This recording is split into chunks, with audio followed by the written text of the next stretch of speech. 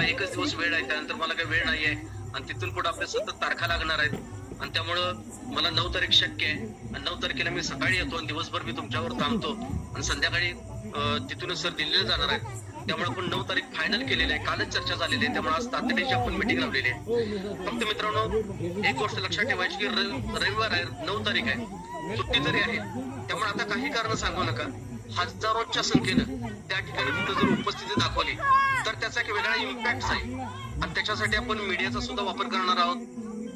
त्याचप्रमाणे काही पत्रकार बंधूंना सुद्धा आपण निमंत्रित करणार आहोत. हा जो मेळावा आहे तो लक्षवेधी व्हायला पाहिजे. या पद्धतीने जर नियोजन करायचं असेल तर ती संख्या किती येणार, त्या पद्धतीने देशमुख सरांना ते हॉलचं नियोजन करावं लागणार आहे, त्या ठिकाणी पार्किंगचं नियोजन करावं लागणार आहे. त्यासाठी जे जिल्हाध्यक्ष आहेत किंवा कार्यकारी सदस्य आहेत त्यांनी जबाबदारी घ्यायला पाहिजे की आमच्या जिल्ह्यातून 100 लोक येतील, 200 लोक येतील, मेळाव्याला अंदाजे किती लोक येतील याची कल्पना कुणालाही नाही आहे. बऱ्याचदा आपण पेट्रोल मोठा टाकतो, सगळी तयारी करतो, मात्र आपली नेहमीप्रमाणे उपस्थिती बघतोय आपण 200, 300, 400, 500च्या आतच उपस्थिती राहते आणि एवढं करून सुद्धा मग फक्त आपलं म्हणजे नाराज होतं आणि एवढं करून सुद्धा मग नैराश्य येतं. पण असं एक वेळेला व्हायला नको, कारण हा मेळावा आपलं लक्षवेधी व्हायला पाहिजे. जे आमदार महोदय, शिक्षक आमदार आणि पदवीधर आमदार त्यांनाही आपण कॉन्टॅक्ट करणार आहोत आणि तशी जबाबदारी पण त्या सदस्यांनी घेतलेली आहे. भास्कर देशमुख सरांनी लगेच ज्ञानेश्वर म्हात्रे सरांना फोन केला आणि त्यांनी यायचं कबूल केलेलं आहे, त्यामुळे म्हात्रे सर पण त्यावेळी येणार आहेत. मी आजच अडबाले सरांना पण काल फोन केला होता, सोनकुसरे सरांनी फोन केला होता, अडबाले सरांशी पण माझं बोलणं झालं. त्यांची वर्ध्याला मीटिंग आहे, ती काहीतरी ऍडजस्ट करून ते येतोच बोललेत आपल्याला, त्यामुळे ते यायचे जवळजवळ 90% चान्सेस आहेत. परत जे आसगावकर सर आहेत त्यांच्याशी ती रिक्वेस्ट केली होती की तुम्ही जबाबदारी त्यांना कॉन्टॅक्ट करा आणि पर्सनल त्यांना यायची तिथे विनंती करा. परत तांबे सरांच्या बाबतीत कदम सरांनी जबाबदारी घेतलेली आहे. जे आपले शिक्षक आणि पदवीधर आमदार आपल्या कॉन्टॅक्ट मध्ये त्यांच्याशी पर्सनली भेटून त्या दिवशी मेळाव्याला यायचं, त्यांना आपण निवेदन द्यायचं आहे आणि त्यांना तिथं आपण घेऊन येऊया. आपली जे काही खरकत आहे त्यांच्यासमोर व्यक्त होऊया. न्यायालयातले जे विचार आहेत ते मल्ले सर मांडतील, बाकीचे विधितज्ञ मांडतील. रस्त्यावरची लढाई तर आपण लढतोयच, विधिमंडळामध्ये काय गोष्टी घडत असतात त्याबद्दल पण त्यांच्या आमदारांच्याकडून आपल्याला ऐकायला मिळेल आणि त्या दिवशी आपण निश्चित दिशा ठरवूया. याकरिताच एक मीटिंगची तातडीची मीटिंग आपण बोलवलेली आहे. हा भाग झाला त्याची पार्श्वभूमीबद्दल. आता आयुक्त कार्यालयामध्ये मी जेव्हा गेलो, काल मी जेव्हा गेलो तेव्हा मला असं सांगण्यात आलं आयुक्त तक्रार नाहीये, त्यामुळं ज्यांनी आपल्याला पत्र पाठवलं होतं अत्तर सर म्हणून आहे, त्यांची आम्ही भेट घेतली. माझ्यावर सुनील भाऊ जगताप होते आणि त्यांनी आम्हाला स्पष्ट सांगितलं की तुम्ही जो मंत्री आहात ते अगदी बरोबर आहे, कारण ही समिती आहे, ही समिती केवळ आणि केवळ 2005 पूर्वी ज्यांना औषध आहे, अनुदान आहे अशांच्यासाठीच नेमली होती.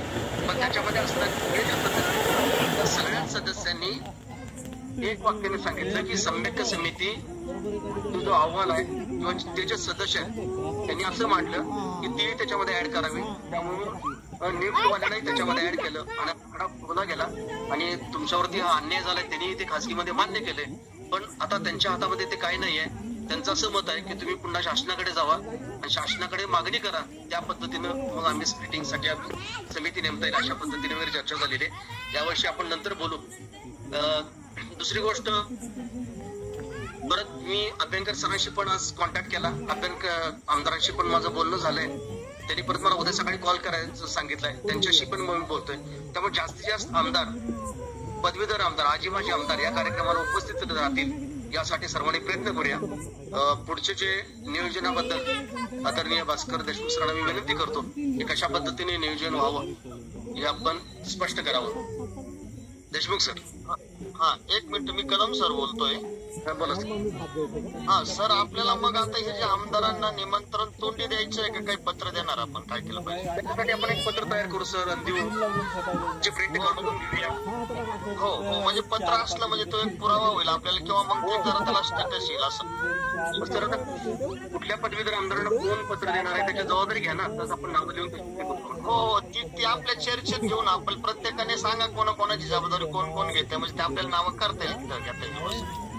आता मी तर तुम्हाला 2 आमदारांची नावं दिली, माझी नावं घेऊन टाका 2 आमदारांची. किशोर दराडे आणि तांबे साहेब असं. तो दराडे तांबे साहेबांना तुम्ही पत्र द्या मग. हो मी देतो, पण ते पहा मग पत्र मी देतो. Hello sir. हा सर. Hello Shirolkar sir. हा बोला सर. Hello sir. हा बोला बोला. आचारसंहिता सुरू आली आजपासून. हो हो. आणि त्यामध्ये त्याचा व्यक्ती तयार नाही पण सर आपण नवी आपल्याला मुंबईमध्ये नाही बरोबर आहे सर. नवी मुंबईमध्ये आपण जो घेतो ना मेळावा त्या ठिकाणी काही महानगरपालिका त्यामुळे तिथं काय आचारसंहितेचा प्रश्न येणार नाही सर. पण आमदार येऊ शकतील ते जरा खात्री केली पाहिजे. तेही खात्री करूया. माझ्या मते येऊ शकणार नाही. त्यांना उद्या आमच्याकडे हे होतं, म्हात्रे सरांनी संगणक वाटपचं काम होतं सिंधुदुर्गात, ते रद्द केलं उद्याचं त्या आचारसंहितेमुळे. हो आचारसंहिते. मग ती जरा खात्री करावी लागणार सर. आचारसंहिता हा ती पण सर चौकशी करता येईल कारण आता ज्या इलेक्शन डिक्लेअर झाले त्या नगरपालिका तरी पण मंत्र्यांना लागणार, राजकीय पक्षांना सगळ्यांना लागणार, त्यांना लागू होतं ते ना.